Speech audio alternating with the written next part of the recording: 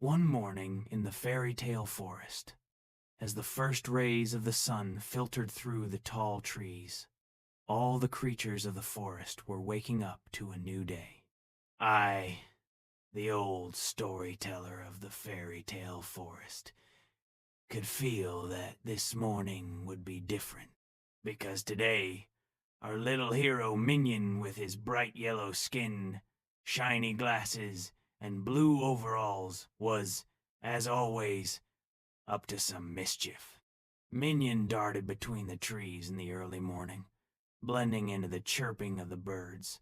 He played with tiny insects perched on flowers and hid under giant leaves to prank little birds. When he reached the enchanted pond of the forest, he saw colorful bubbles rising from the water and began playing with them. Each bubble shimmered with fairy dust. But Minion's cheerful and mischievous movements accidentally scattered the fairy dust into the air. The magic became unstable.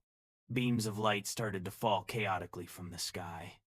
Fairy wings trembled, and flowers opened and closed out of time. I, the storyteller, called out to him, "Minion, be careful! The magic of the Fairytale forest is very delicate." But Minion kept laughing, not understanding what was happening. Then, the forest's friends, a little rabbit, a squirrel, and colorful birds gathered around Minion.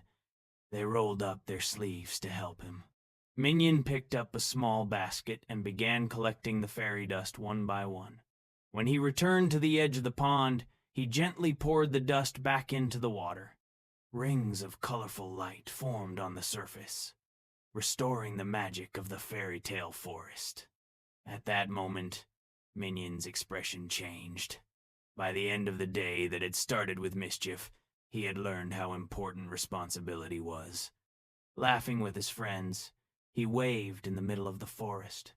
As the magical colors of sunset drifted across the sky, Minion was surrounded by fireflies and glowing flowers.